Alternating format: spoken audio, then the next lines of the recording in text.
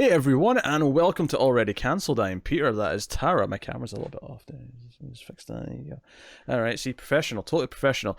Yeah, we talk about Twilight Zone, Season 1, Episode 10. It is called Judgment Night. Full spoilers for the episode, as always. So, can we just stop and appreciate 10 episodes in? Yeah, we made it. You've done 10 episodes, Tara. You're like a pro in this now. I'm in the double digits. Yeah, you're better. I mean, obviously in age you passed double digits a long time ago, but Fuck you. How's that even that much of an insult? Double digits is 10 years old. You just have to bring up the age thing every time. I just said you've been more than 10 for a while. I have been more than 10 for a while. Mm-hmm. Move along. So this episode is about a man on a boat. And he's a little bit disorientated. He's having like weird kind of amnesia. He's getting fragments of memories, and he's kind of uncomfortable. And he's interacting with the passengers. It's a ship that's going from Liverpool to New York. New York. There you go. And it's the USS Glasgow. Which, credit to Rod Serling, he said it multiple times, and he pronounced it correctly every time. So Glasgow, yes. Not Glasgow. Not Glasgow. No. Glasgow. Is that the most common way people mispronounce it? It's the common way Americans mispronounce it. Yes. So I appreciate that. But yeah. So basically, it's 1942. It's set in, which is interesting because I'm like, that's not even that long ago when this was made. Yeah, you're right. I didn't even think about that, but I mean, I guess so. Because this was made in like 59. Yeah, so it's basically, with one extra year, it's the same distance of time from us from 9/11 that it is to them from 1942. So that was interesting. But they're scared of the U-boats, the German U-boats, the submarines, and they're worried that they're going to be blown up, or at least our main character is, whose name is Lancer. But he casually kind of reveals as he's getting the fragments of memory that he is German. He was born in Frankfurt, and he seems to know a lot about U-boats. I mean, I kind of saw exactly where this was going very early on. It was kind of clear, I think.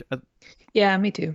I don't necessarily think that stops it from working, though. So I'll ask the question: Did you enjoy Judgment Night? Yes.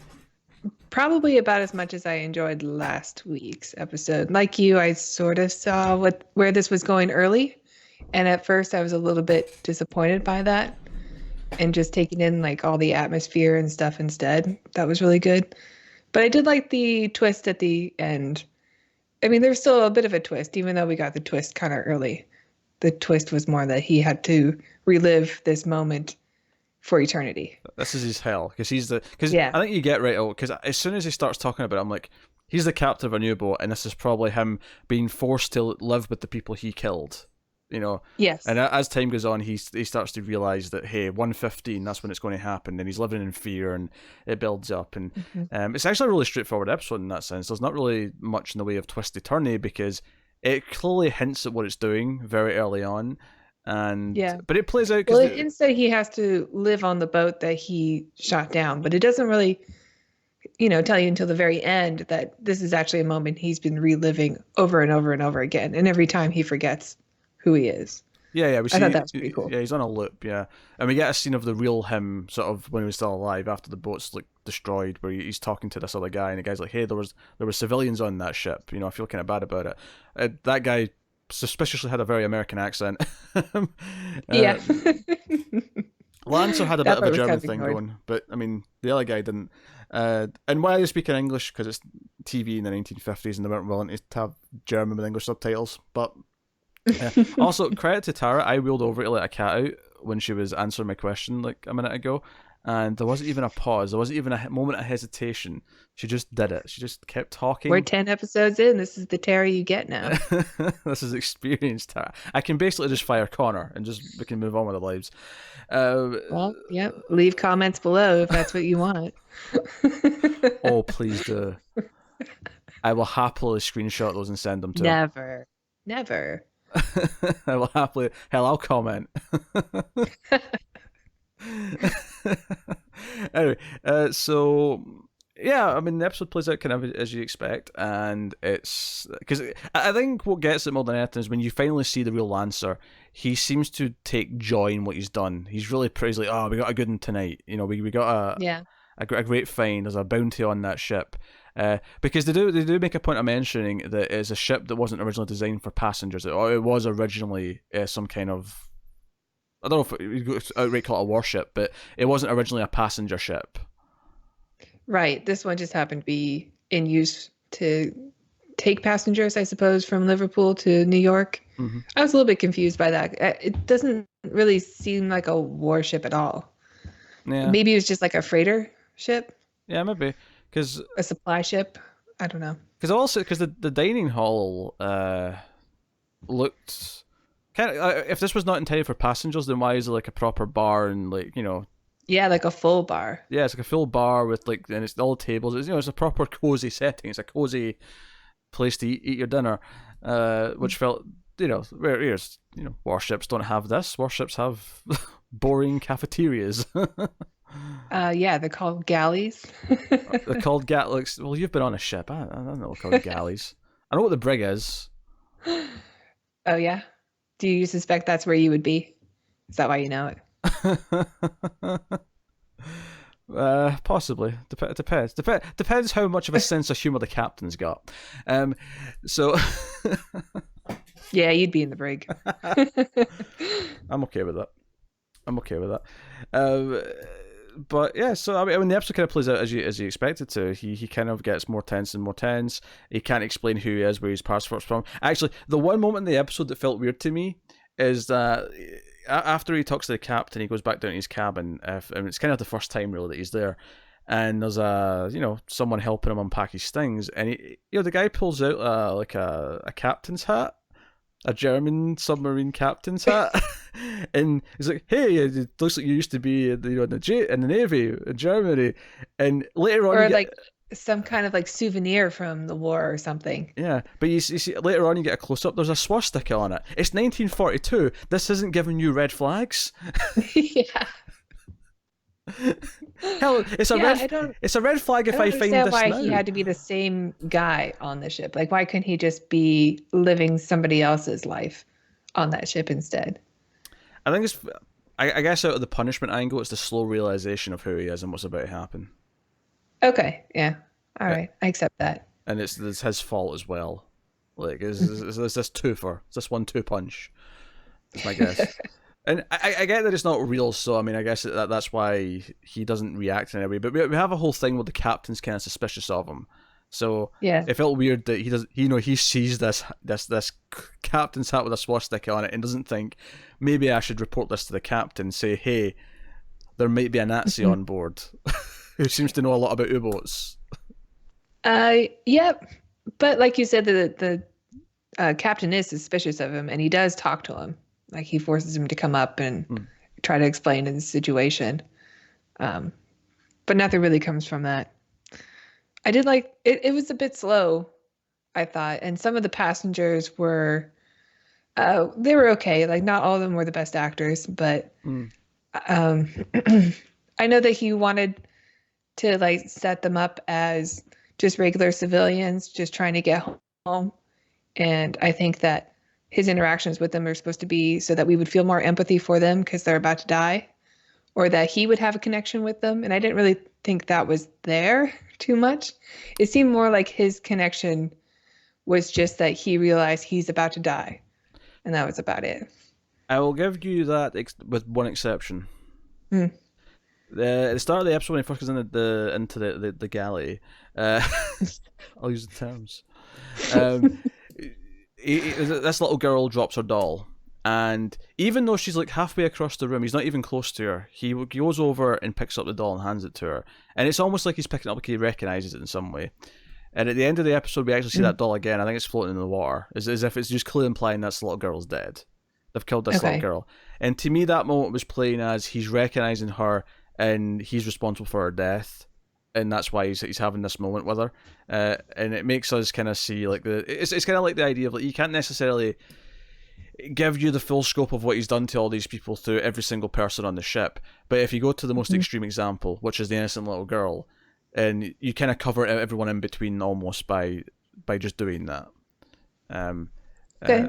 And you could argue, I mean, if it doesn't work, it doesn't work. I think that moment itself is quite effective, especially once I thought back about it later. You're right about the other characters, though. It's not like we really get a sense of. This is actually maybe the first one where I almost think it could have been like, if this was a double, like an hour long episode, I almost wonder if you could spend more time getting to know the characters so that by the time they do start dying, we really care about them because we know he knows who they all are. That he bonds with them all in some way, maybe. Right. And it would be maybe a slower process for him to figure out where he is and why he's there. Excuse me. And maybe drop the complete amnesia thing. Like maybe just as you said, start him off thinking he's some whoever. But some things maybe trigger the memory as the episode goes on, something like that. I don't know. They kind of remind you of what was it, White Bear or something? It's called the Black Mirror episode. Yeah, exactly. In fact, now that you've brought that up, it is actually kind of similar in a lot of ways. Yeah. Obviously, that episode has a different sort of slant to it because it's people inflicting the punishment. So there's questions of like, is that the right thing to do? Whereas this is just no. Look, this is an entity is making them do this. Call it God, call it whatever. Hence the title Judgment Night, which I mean I was hoping for a sequel to Judgment Day, but there was no Terminators in this, so a little bit disappointed by that. Why are you ever excited about a possible Terminator sequel? Haven't you been burned too many times? Yeah, but this was before the original, so I thought it was a chance. It's all the ones that came after Terminator 2 that sucked. Yeah, you're not wrong. I did think of it also. I did the throughout the episode. It really added to the atmosphere. Yeah, he should have found a little girl when all the chaos was happening and said, "Come with me if you want to live." I mean, hell, he's got a German accent. That's pretty close to Austrian. Pretty close. Yeah, at least to our ears. I mean, I'm sure people in Germany and Austria are like, "What are you talking about? We sound nothing like those losers." Shut up. Yep. They both wear lederhosens. What I will say is this episode, because it has the ship attack and there's a cat flying through the screen. Because it has a ship attack, this probably has the biggest action sequence of any of the episodes so far. Where it also has a lot of stock footage, which I thought was it kind of stood out a bit. Yeah, that's fair. That's fair. I guess that's just the case when you're dealing with this kind of thing. Obviously, you've got close-ups of them on the submarine, you've got close-ups of them in the boat. But anything where you're seeing the full submarine is kind of like, yeah, this is stock footage because they didn't have the money to go and shoot a submarine or an effect to make a submarine. Yeah, I get that, but it just kind of stood out. Yeah, as not being part of what I was watching. Yeah, that's fair. It happens in old movies too that use it. Yeah, it didn't bother me as much in this, but I definitely agree because there's several examples that bug the shit out of me. It bugs me a little more though when it's from another movie. I remember actually, I can't believe I'm talking about Smallville here, but because I am not fond of that show, and I hate that I spent so much time watching it. But there's a like a flash forward, like a nightmare sequence in an episode. That's kind of a flash forward to what Lex Luthor might become, and he's like president, and he like presses a button, and all these nuclear bombs start going up, and they all fall down and like start like just annihilating the planet. Like the idea that he's going to destroy everything. And the footage of the bombs was, I shit you not, Terminator 3. It was the scene from Terminator 3 where you see Judgment Day happening. And I immediately went, you cheap... There's a reason why these effects look so good. It's because they're from a big budget movie that came out a couple of years ago. What are you playing at? What? That is too funny. I guess is it the same studio? I guess they had permission. Yeah, I think Warner Brothers did that one. So yeah, it was Warner Brothers. All right. Yeah. It was cool to have an episode that was in such a different location than we're used to. Being on a ship. I don't remember any episode like that before. Yeah. Mm-hmm. And something to do with history. I really liked it. I think it was fairly strong. Not as strong as the really good ones. I don't think you've said anything positive up until now. I know you just ended with, but I really liked it. It was strong. I think it's still pretty strong. Well, if that's the case, then what did you like about it? I liked the twist. I liked the atmosphere. Yeah, I just it was just a good Twilight Zone, good cautionary tale about, Don't blow up being, ships. yeah, being a good person or, you know, I guess it's kind of a hell storyline, but it still Hmm. kind of works. Yeah. Okay. Being damned by your decisions. It's a shame AC/DC didn't exist yet because I feel like Highway to Hell playing at the end might have been just apt for the episode. Now, speaking of the music though, I actually really liked the music in this one. There was this nice Yeah, low it's kind eerie. of drum. It was kind of like I don't know if it was like a low horn with some strings, kind of. I thought I heard a theremin, but maybe I don't know. I didn't notice a Maybe it was just theremin, someone but singing. yeah. I thought it was pretty eerie. It was good. No, I like the music a lot. The music added a lot to it. Hmm. Um, yeah. So no, I mean I liked it. I liked it more than last week's because I wasn't so keen on last week's. This one, like, it's not up there with the best of the episodes we've seen because I think it is maybe a little too one note, I guess. Because quite early on it was clear kind of what it was, and Yeah, the mystery wasn't there because you figure it out so fast. And some of the best ones, I think, have a good mystery to them that I, you're trying to figure out. I wonder if this is one that played better at the time because maybe people weren't as used to it turning out to be. Because I think for us as a modern audience, we've seen several stories where it's turned out that they're in hell repeating something, or they're like this is purgatory, or this is that, or this is a dream, or maybe in 1959 this plays better because the audience isn't as like jaded and like, oh, I bet this is just him having to live through what he did, or like, Yeah, yeah. That's that's true. I mean, so much has been influenced by the Twilight Zone. And Rod Serling had to make so many episodes every season. Like, there are bound to be something that repeats. hmm yeah. So I wonder if that's maybe why we don't see the twist, as it were, as anything exciting, or we see it as being really obvious. But um, Yeah, the twist was obvious, except for the end part. That part did get me. I don't know if you were surprised by it at all. the But looking then, aspect of it, yeah. um, I wouldn't say I was surprised, but I wasn't necessarily expecting it either. It was kind of like, yeah, Mhm. this makes sense. This looping, of course he is. It's over But and yeah, over it is a bit slower paced than I think we've seen so far in the Twilight Zone. in the Twilight Zone. Yes, In the Twilight Zone. I think that maybe because it doesn't have more turns throughout the story. It's very Hmm. kind of just once it gets going, it just that's what it is. Because the ad break in this one is just finding the hat. And normally the ad break kind of like throws more of a curveball before we get to come back for the second half. Whereas this one, but as soon as he started talking about U-boats and what the tactics would be, I got it. Like I was Yeah. already there. Um, Still good though. I still did like it. yeah, it's not a bad watch. It's still an easy watch for an episode of Twilight Zone. Um, so yeah. So what's coming next week though? Because we like to do that. Because at the end, Rod Serling sits down and he's like, "Hey, this is coming next week. We got 3 characters. I remember him saying 3 actors. It's called Hmm. And When the Sky Was Opened." I like that title. I like that title. Uh, Here's the description on IMDb. 3 astronauts return to Earth after seemingly having made an encounter that dooms them and their craft to erasure from existence itself. Hmm. Do you remember this one? Do you know what? I didn't until because Rod Serling does this thing where he disappears. He like disappears and the chair's Yeah. just there, and he's still talking. And he says, "And that's a hint." When he did that, I think I kind of remember this, but only kinda. Mm. I was thinking it was a different episode until you read that description. Because There's I a lot of astronaut episodes. yeah, I think there's an element to this where other people can't see them, if I'm what I remember, but we'll see. Okay. This is like so vague, this memory though, so I could be completely wrong. But we'll find out next week. Mhm. So that has been Judgment Night. So by all means, let us know what you think of the episode in the comments below. You can like and subscribe and all that jazz, and it helps us out a lot if you do. You can over to patreon.com/MailFuzzTV if you want to support us. Financially, you get some bonuses, you get some extras. So we'll have a look see.